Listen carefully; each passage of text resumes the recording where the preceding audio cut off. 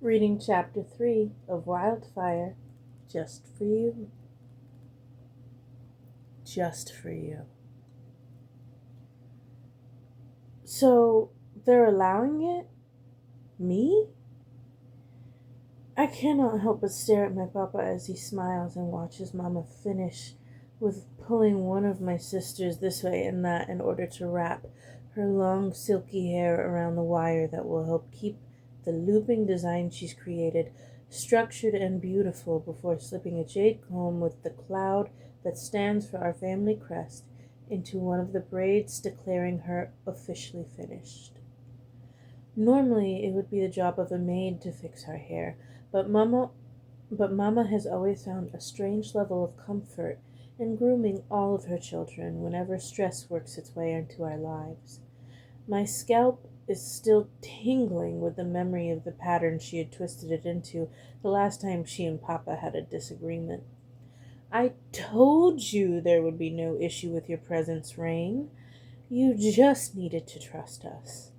Mama's smile seems almost too cheery as she takes me by the shoulder and guides me to the stool she had only just kicked my sister off of, forcing me to sit and become the next victim for her unforgiving hands to preen me. I wrote a sentence that can't be said on social media there.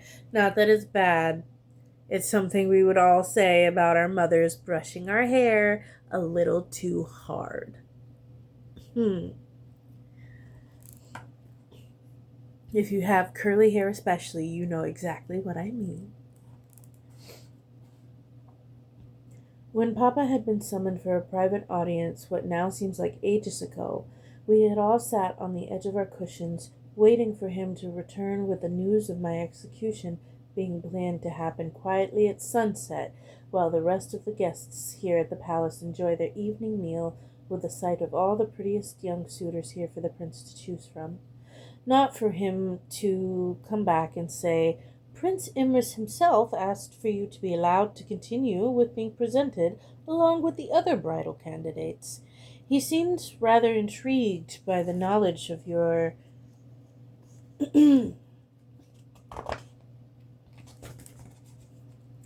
reaction to his call, and I hardly think that we can say that it's a bad thing that he is.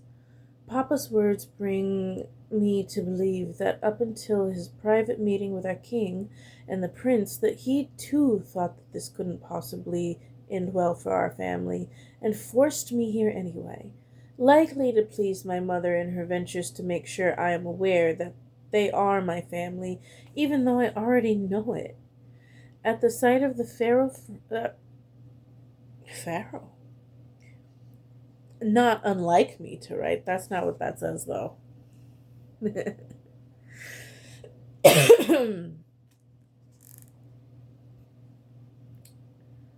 At the sight of the fearful frown that works its way onto my face as thoughts of mistrust start to bubble up to my surface, Mama pinches my cheek with her chide.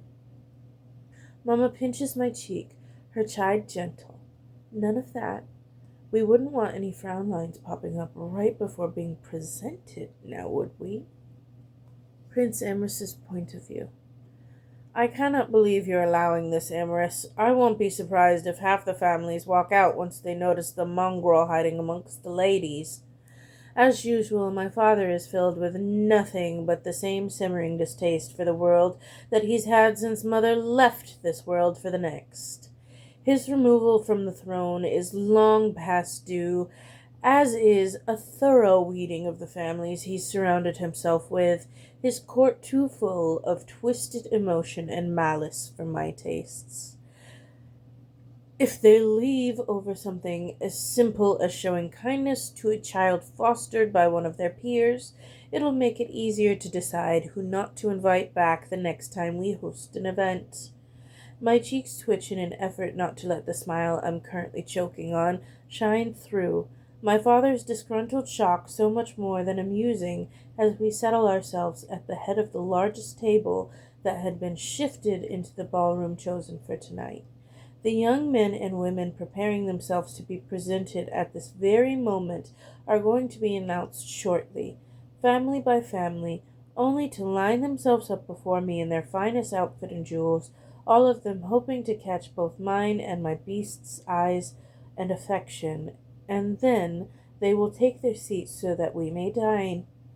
And then there will be dancing, so I might steal a moment with each of them, just the duration of a single turn around the ballroom whenever I see fit to steal a small glimpse into their temperaments. Amongst the revelry and drinking, a choice will be made that shall not be revealed until long after we've retired to our rooms this evening. It's then that I'll take the best rose I can find in the bush that shades my favorite resting place here within the palace grounds, and make my way to the room of whomever calls my heart the loudest as a declaration of intention. A single night is the thing that will shift the entire direction of our kingdom from the darkness of my father's current spiral back into the light, into a happier, more stable era of hopeful prosperity. It'll only be a matter of time now for the shift to happen. Soon I'll be sitting in the throne beside me that had sheltered my Let me restart that sentence. It'll only be a matter of time now for the shift to happen. Soon I'll be sitting in the throne beside me that had sheltered my father's angry behind for far too long, and he'll be shifted to my right. That is, if he decides to stay instead of shifting and letting his beasts wander the mountain I so often find him. That is, if he decides to stay instead of shifting and letting his beasts wander the mountains I so often find him staring at in our silent moments. The moment cannot come soon enough for me or for the people we rule over. It's why I look so forward to this evening. Even if everyone else might be upset over having common blood in their midst, I know that at least myself and the likes of the Cloud family will be joyous and in good spirits. If things go awry and my bride is not found here tonight, I think maybe I shall invite the Cloud family back, if not just to show the other nobility milling around that they do not have to be so miserable all of the time, and how to treat each other more kindly. And maybe, just maybe, having Lord Aquino by his side will be able to soften some of Father's loneliness while our search for my wife continues on, if it has to continue on. I swear, sometimes I don't think you're my son with the odd ways you think. I know that as sour as the man who sired me is, he doesn't mean the words he says, even though it's not the first time I've heard them. Yes, yes, Father, I know. I'm much too like Mother, but remember, I've inherited your bullheadedness, and that alone is enough to prove my lineage. And it most certainly is. The number of times my father and I have taken a stand against each other over the most trivial issues every day, thanks to our shared trait, normally leaves the two of us exhausted, neither of us able to back away from our stances on whatever decision lifted up to us until the advisors finally grow tired of our bickering and table the issue to be brought before us separately for a decision to be made successfully. Before Father has a chance to spit out his usual retort of being ready to declare me a bastard of one of the numerous butlers and footmen fluttering about the ballroom, trying to perfect as many of the smaller details as they can before they start to usher our guest in, steps forward and bows to garner our attention, a clearing of his throat the only indication that he would like permission to speak. What? Even I flinch at the harshness of Father's tone, the poor butler seeming to wilt under his heavy eyes, trembling as he musters the strength to start his statement.